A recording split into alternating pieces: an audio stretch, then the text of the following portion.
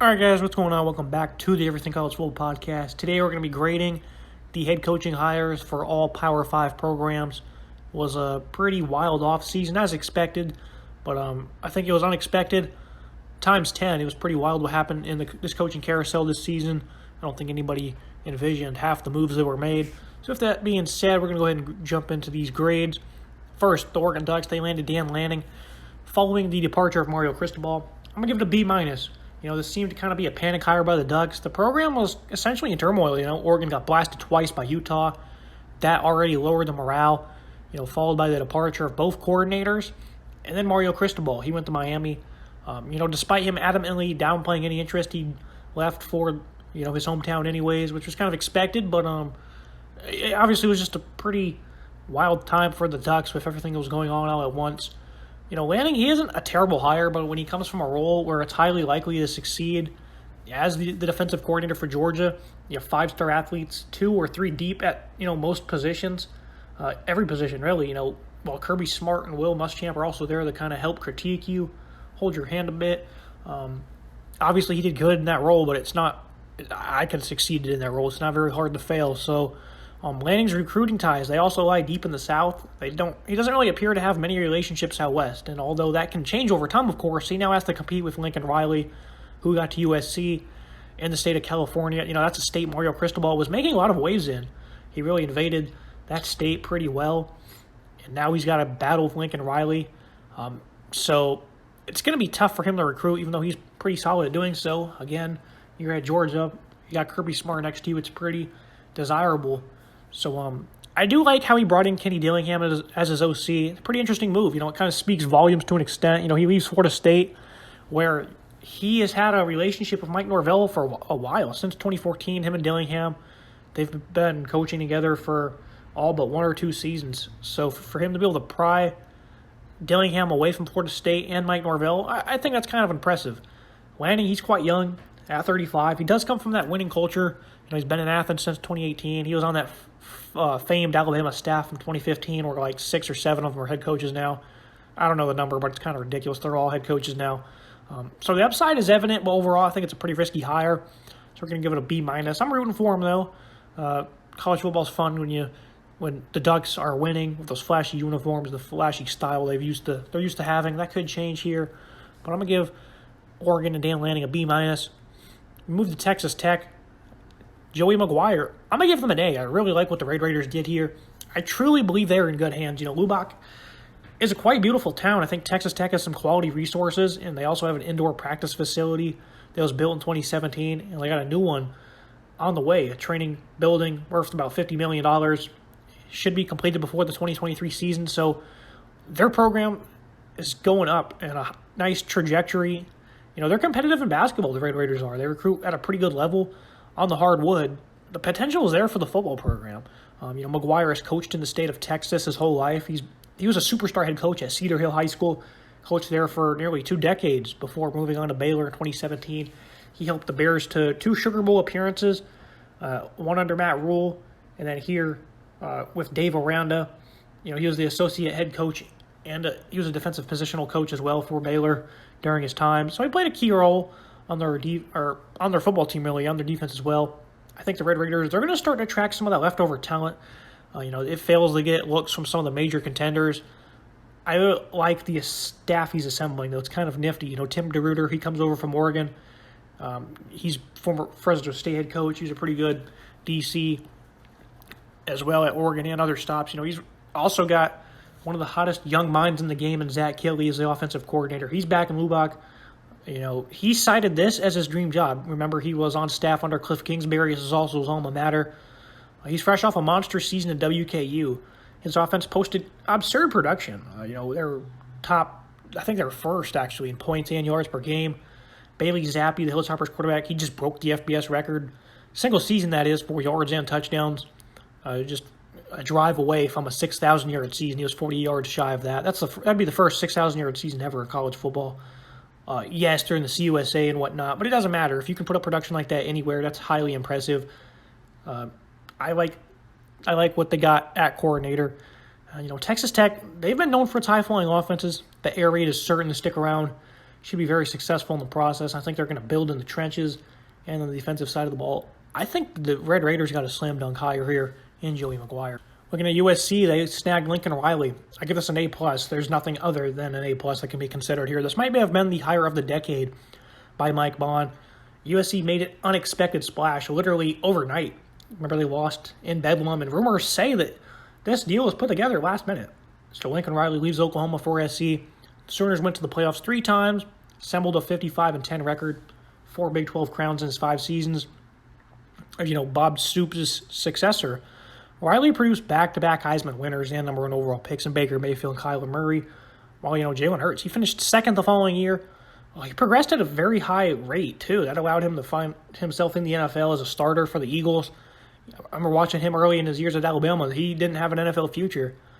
He progressed pretty nicely his final year at Bama, and then went to Oklahoma, and Riley helped elevate that much more. Now he's in the NFL as a starter, so pretty good track record with quarterbacks. Pretty great, actually. That's very nifty stuff.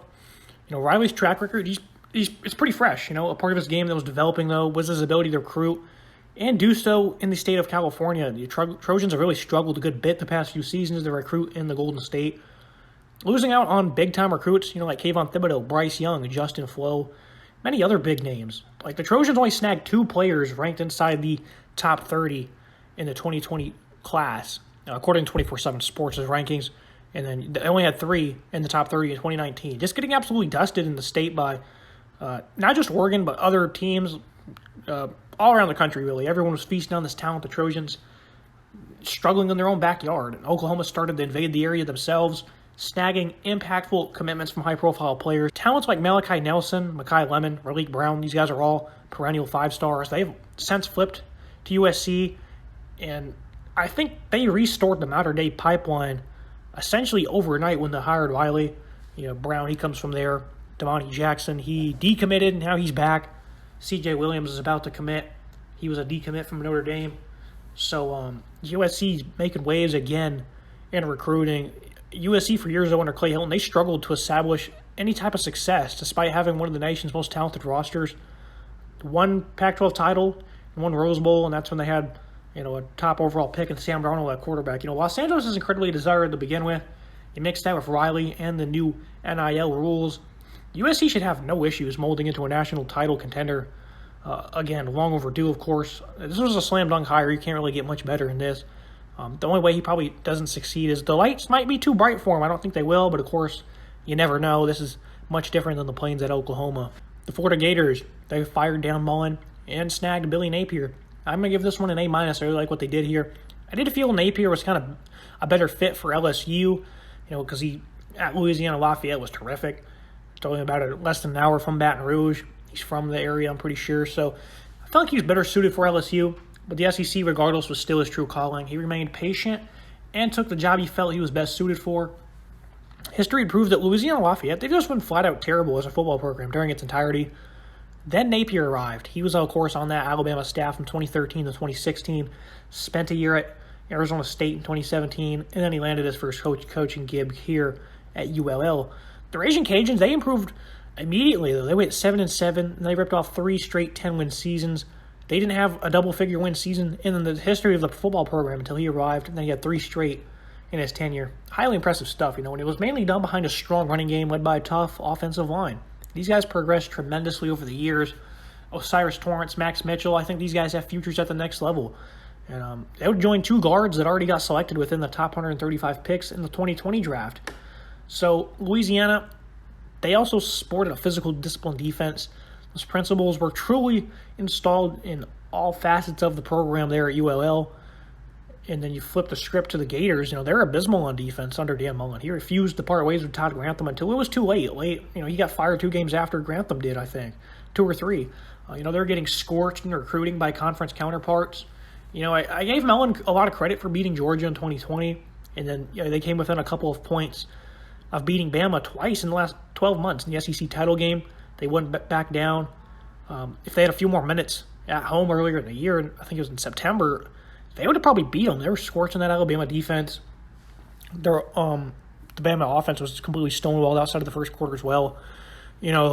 citing that, they truly weren't that far off, honestly, at least from on-field performance against the big dogs of the conference. But consistency and attitude were evident. Mullen, Napier, he's already addressed the fan base by saying, let's be patient, which, of course, that's going to hit the ear wrong, but once you digest it, it's exactly what kind of environment needs to be established here. There's plenty of work to be done. I do like how Mullen was able to battle the big dogs of the conference, but then they would turn around a few months later, give up 40-plus points, 500 yards to Fordham or Samford. It's just, it didn't work out. It made sense. They were going downhill, obviously. The consistency wasn't there. Of course, the attitude issues with Mullen was certainly growing. So I like the hire here. I felt like Mullen, he was getting a lot of ridiculous hate for being put on the hot seat. But then I saw what happened over the final few games of his tenure, and obviously it was clear that they needed to make a change. So I'm going to give the Gators an A- for snagging Billy Napier. Duke Blue Devils, they get Mike Elko. I'm going to give this one a B-. Duke and David Cutcliffe, they parted ways after 13 seasons. They went to a bowl only 6 times during his tenure. Cutcliffe, he posted a less than stellar record of 77-97. But the Blue Devils were typically a tough out, though. They've been a bottom-of-the-barrel team over the past 2 seasons, though. They went 1-17 in conference play. The football program has always been an afterthought and still will due to the success of its basketball program under Coach K the last 4 decades. But they've been competitive before and certainly have the ability to do so moving forward. Mike Elko, he's going to come over from College Station after coordinating some of the nation's top defenses over the past 3 seasons. But that's nothing really new to the New Jersey native. He's improved defenses at every stop during his coaching career. Bowling Green, they were top 10 for back-to-back seasons. Wake Forest improved tremendously. And then Notre Dame, they also, all of them seen tremendous improvements on the defensive side of the ball. His patent 4-2-5 scheme, I really like what he runs. I give this a fairly solid grade, as the administration finally moved on and brought in a guy who's rocketing through the ranks, I guess you could say. Everyone loves Coach Cutcliffe, but I think it was time for them to part ways. Obviously, they were going downhill. I do think, though, the Blue Devils, they've had numerous defensive stars over the past few years.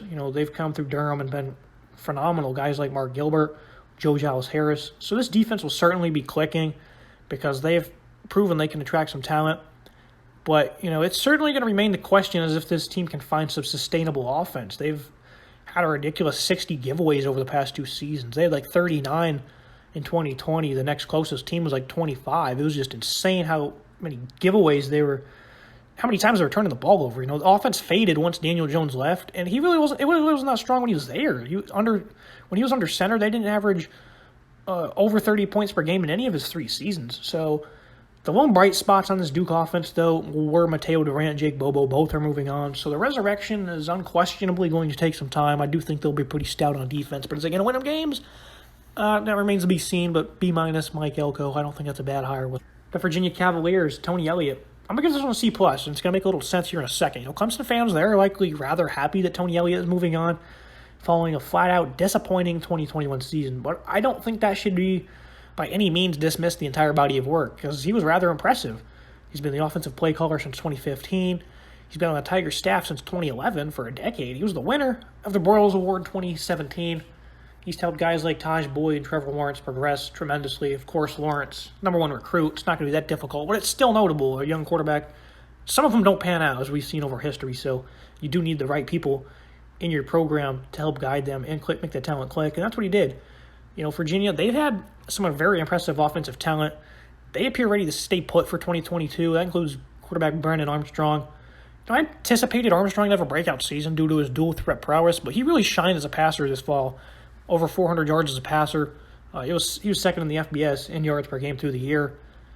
I think Elliott is obviously going to inherit a nice, good bunch of cats, and he's a great offensive coach. So that group is going to, have no question being successful. But despite the talent the Virginia Cavs have had on defense, for the past few seasons, they've not been able to turn that into any success at all as a collective bunch. They've had great individual performers, guys like Micah Kaiser, Juan Thornhill, Joey Blunt currently, Charles Snowden, whoever. The Cavs have had great individual efforts over the years. 2018 was kind of the lone exception where the unit really clicked, I think, as a whole. Of course, Thornhill ended up with the Chiefs that year. This is going to be Elliott's biggest job, though, is finding a way to counterbalance a terrific offense with a defense that can allow them to be contenders. I'm a fan of the California guy. the Cali native that is, but there's no reason to assume he's the guy that can do that. As Bronco Mendenhall, a guy who's a defensive guru, he enjoyed a decade of success at BYU, and he couldn't even get this defense to click other than that one lone season. So I'm going to give him a C+ here because they've had no problems with offense. Defense has been the issues, and I'm not convinced that Tony Elliott's going to be the guy that fixes the defense. That will remain to be seen. I'm a big fan of his, but I don't think this is really the ideal fit for Elliott. But it remains to be seen. I'll be rooting for him. I hope he does a good job. The Oklahoma Sooners, they got Brent Venables. That's another A+. I genuinely feel like they came out on top better than they probably were with Riley. This is pretty similar to when Kirby Smart from many years back. He waited patiently for years as an elite defensive coordinator to take the right gig at a high-end program, and that's what Venables did by going to Oklahoma and replacing Lincoln Riley. Venables coached Oklahoma from 1997 to 2011, posted a strong relationship with AD Joe Castiglione. These guys have known each other for decades, and obviously their relationship is still strong. And that's what was probably the biggest reason he went to Oklahoma. Venables, he's been long known as one of the nation's top defensive coordinators, and despite the improvements, that side of the ball was always a struggle for the Sooners. Alex Grinch was a solid coordinator, but they were never elite by any means. And the lack of talent and overall play on the field was lacking under Riley compared to the heavyweights. You see them get to the playoffs and they get blown out by an Alabama, a Clemson, for example, a Georgia. They could make it to the playoffs, but their defense they couldn't compete with the heavyweights. You've seen that against LSU when Joe Burrow had 97 touchdowns in the first half. But more importantly, Venables brought in Jeff Lebby from Ole Miss. He's going to run a nifty offense that was among the best in college football last year in Oxford. Lebby has a few years of Caleb Williams left. He's also got a boatload of other talent left in Norman by Riley. Seems like a ridiculously impressive pairing. The Sooners will have to battle with the Aggies and the Longhorns, of course, in the surrounding areas in the recruiting cycle. Of course, that won't be an easy task. The upside here is arguably greater than what USC is getting with Lincoln and his crew. OU also retained one of the nation's best offensive line coaches in Bill Biedenbaugh. The Sooners did suffer a massive loss overnight when Riley decided to go to SC, but I really think they came out stronger in my eyes. What a sequence they were able to pull off. Venables, then Lebby, who's had success at Ole Miss, and then UCF. A+, this is probably the top hire. Personally, as a USC fan, I love the hire we got, but I think this one is honestly even better. I think Oklahoma did a great job here, and what they're already doing in terms of its staff is just mind-boggling. Looking at Miami, they got Mario Cristobal. We give this one a B+. Miami, they're kind of in disarray, but they also seem to be trending in the right direction at the same time. It's kind of a strange thing to say, but, the Hurricanes made advanced talks with Cristobal while having no athletic director and still having Manny Diaz under contract. That's just complete nonsense. Dan Radkovich, he's going to come over from Clemson to hold down the athletic department. He's going to be their AD, and then they snagged Cristobal in the process. So it seems like the mess was quickly fixed, but, still it kind of lives in your mind how big of a catastrophe was going on. Cristobal will be in charge of correcting the lack of discipline and inability to protect up front. I think coaching the offensive line is definitely his specialty. The Ducks got clobbered by Utah in the trenches twice to close out 2021, but that shouldn't overshadow his entire resume. Although the inability to make adequate in-game adjustments, that certainly could be a drawback. Mario, though, he's a Miami native, so this seemed inevitable at some point. His strongest skill, though, is definitely the ability to recruit. He's already made some waves. Despite not even having a staff in place, he's already getting some big-time commitments. He's in Shamar Stewart's final 3. He's the top 10 ranked recruit. A ridiculous amount of talent in Florida. And he should be able to compete with Georgia, who's invaded the state for some of the top guys in Florida. The ties he built out west, though, that will allow him to start to he was starting to dominate in California. I think that will be valuable to a degree. It's going to be hard to convince guys to leave that state out west all the way to come to South Florida, but I do think the relationships are certainly beneficial, especially when those guys out there, coaches and whatnot, start to take other jobs elsewhere. I think it could be valuable down the line. Talent, though, will be on this roster, no doubt, but can they put it together? That's a real question. It's going to take time to answer. He did at Oregon. What he did at Oregon was pretty impressive. Whole different ball game down here in the 305, and Miami's had no answers for anything really over the last couple of years. Even when they had a defensive specialist, they still ranked dead last in missed tackles. So we'll see if Miami can fix things. I like them getting Cristobal. I'm going to give it a B+. It wasn't a slam dunk because we kind of expected this eventually, but I do think it's overall a good hire. LSU Tigers, Brian Kelly, another A+ here. The 3 big dogs had coaching vacancies, and I give them all A+. I really like what they did here. Kelly might not be the ideal fit, though, from a cultural standpoint in Baton Rouge, but the on-field product would otherwise suggest this is a great hire, despite being a name a name-branded blue blood in Notre Dame. Recruiting wasn't exactly easy in the state of Indiana or nationwide. As a 10th ranked class would be the ceiling for the Irish. They typically dangled between the 10th to 18th ranked classes in his entire year. I think they just finished 9th this year right after he left. So they're, I think, on pace for the first top 10 class before he bolted. But yeah, they never had elite talent to work with like in Alabama or something like that. Kelly developed players, though, at an exceptional rate regardless. 57 players have been drafted to the NFL. You're about to have a handful more, including a top 5 pick in Kyle Hamilton. Since 2010 as well, especially on the offensive line. They've completely dominated in the draft. 57 players over the last decade are in the draft for Notre Dame. They seem to go as far as they could with this team, though. Kelly moving to bigger and better program. They'll be able to recruit here at an enhanced level. Could lead to some long-term success for the Tigers. That's, of course, the hope. Kelly went to 2 playoffs in a BCS national title game. And although his teams got hammered in those games, it's important to emphasize how big of a step up this is in terms of a quality program and talent. Like, every time they got to a big game, it doesn't matter if it was a Fiesta Bowl against Ohio State or a playoff game, they got absolutely hammered. They beat Clemson once at home, and a true freshman's first career road start. That's when they beat Clemson. Of course, he had a phenomenal game, DJ Uyunglele, last year in South Bend, but still, it's important. It's a bit of an asterisk. So every time Notre Dame got to a big game, the difference in talent certainly showed as they just got absolutely blasted. That's not going to be the case here. Jeff Quinn, though, he's a coach that has enjoyed plenty of success with Kelly at a variety of different destinations. That includes Grand Valley State, Cincinnati. Quinn, he's been pegged as one of the nation's best offensive line coaches. He hasn't officially came to LSU, but it's expected he will. He's followed him everywhere else. He should here. Kelly, he's an emphatic winner. Every destination in his coaching career, he's like 267 wins. I don't even know if that counts the wins that were vacated from the early 2010s at Notre Dame. But I think this is a great pairing for both parties. Kelly now has an opportunity to get over that hump and land a ring on his finger. I'm going to give the Tigers an A+. Washington, they hired Kalen DeBoer from Fresno State. I'm going to give this one a C+. I genuinely believe the Huskies could have made a better hire following the dismissal of Jimmy Lake.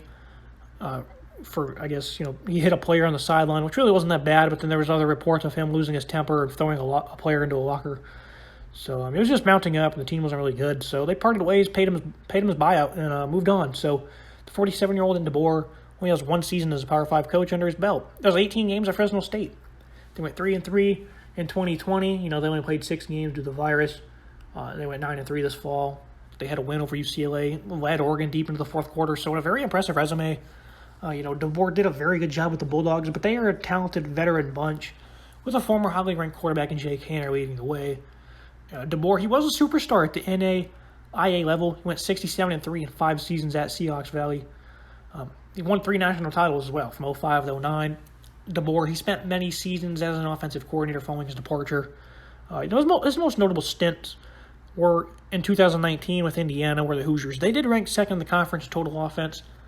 He was also Fresno's offensive coordinator in 17 and 18, OC that is, in 17 and 18, where the Bulldogs went 22-6. They also won a Mountain West championship over that stretch. DeBoer has been quite successful in his 2 tenures with the Bulldogs because he came right back after that because Jeff Tedford, he retired in 2019 due to health reasons. Now that DeBoer has left, Tedford is back. So they're just kind of bouncing back and forth between the same coaches here. The Bulldogs are. The biggest question is, can he sustain that same offensive success at Washington? And granted, his ball team looked good versus Pac-12 opponents in 2021. Still a small sample size. And now he's on a bigger stage where the pressure's a little amplified. Of course, it's out of the way a bit in Seattle, but this doesn't really compare to Fresno. I'm going to give this one C+. I really think they could have did better. I feel like a lot of that groundwork was set by Tedford before he retired. So, you could argue otherwise, but I'm going to say that for the most part, that framework was laid by somebody else, which allowed short-term success. And I feel like Huskies kind of jumped the gun on this one. Looking at Notre Dame, they hired Marcus Freeman to replace Brian Kelly. I'm going to give him an A here. Freeman was really the only candidate. Kelly left late. Luke Fickell, he appears to be incredibly happy at Cincinnati. Freeman, he's incredibly young, 35 years old. He's only been coaching for a decade now, but he's been doing so at a high level for the most part of the last 3 seasons. Freeman's man-heavy scheme mixed with the smarts of Fickell have allowed the Bearcats to establish one of the nation's top defensive units that thrives in the secondary. 3 years in a row, they're at 16-plus interceptions. Now, the Irish, they caught more INTs this year than touchdowns themselves in the back end. That was a staple of the Bearcat program. It still is, but more importantly, the players love him. They're riddled with excitement when he got introduced as the head coach.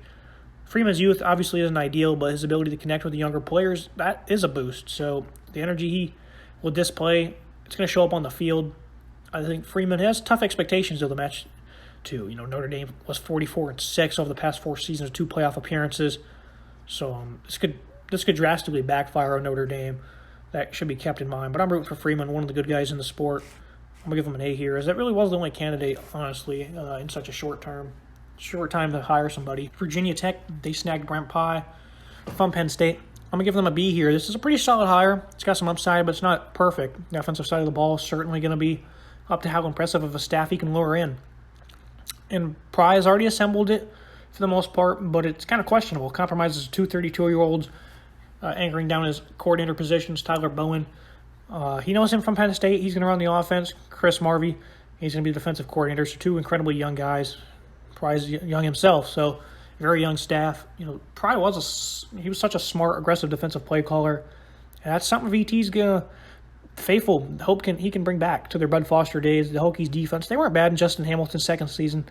I thought they improved tremendously, but there's no guarantee of long-term stability like there was under Beamer and Foster. That was the foundation of some of VT's best squads, so Brent Pry's going to have to hopefully restore that. This current roster, though, is set up to have some early success. They got bigger, longer athletes, kind of like he had at Penn State. That's hopefully going to provide a bridge into the future. I'm going to give him a B here. Solid hire, but nothing over the top for the Hokies. As predicted, this is the only prediction I actually got right for head coaches was Sonny Dykes, the TCU. I'm going to give him a B here as well. Dykes has long been a staple in the JUCO circuit in Texas. He can recruit the state at a pretty admirable level, especially in the transfer portal. That was evident with 3 of the Mustangs' current top players coming from the portal. And Tanner Mordecai, one of their top running backs, and Trey Siggers, and then the tight end Grant Calcaterra from Oklahoma. So they made some big waves on the offensive side of the ball in the transfer portal while he was at SMU. Dykes spent a year at TCU in 2017 as an offensive analyst, so the connection was already kind of there. He was fired from Cal as head coach. He went 19-30 in 4 seasons. Not great, right? But despite the lack of overall success in terms of winning, his offenses were continuously among the nation's best. Even helped Jared Goff become the number 1 overall pick. And he's still a quality player today in the NFL. Being in his home state of Texas puts him back to his roots in life and in football. I wouldn't say back in the state of Texas, I guess, because he'd been with SMU the last few seasons. The Mustangs are relevant, though, and winning. That's something that was long overdue in its own right. The Frogs snagging Dykes, though, could come with a high ceiling, but overall, kind of like Virginia Tech, not an over the top, but they will certainly be able to play offense at a pretty high level. Washington State, Jake Diker, I'm going to give them a B as well. There's a variety of good options, I believe, for the Cougars to hire. I had them going with Aaron Best from Eastern Washington. That's not who they ended up going with. They stayed with the interim. They removed the tag from him. They decided to make him the lead man. Rolovich and a handful of assistants, they were fired for refusal to get the COVID-19 vaccine. Washington was 4-3 at the time before the firing, playing very good ball. But despite the midseason turmoil, they stayed strong. Dykert led them to a 3-2 mark. Of course, that doesn't sound highly impressive, but it surely was in my book because the Cougars, they reached bowl eligibility with a win over Arizona State, which I believe was on the road. More importantly, they won the coveted Apple Cup. They ended a 7-game losing streak to the Huskies. They won in Seattle for the first time since 2007. That was something Mike Leach couldn't do at all, was beat Washington. Wazoo's 2 losses, too, were highly respectable ones. They lost to BYU by 2 points. They were also tied with Oregon and Eugene at the half. They ultimately lost that one by 14. But they lost to BYU, but it was right after the firing. I thought they did a pretty good job of negotiating without their head coach with all that turmoil going on in the middle of the season. This was Dykert's second season as the defensive coordinator. Cougars saw significant growth on that side of the ball.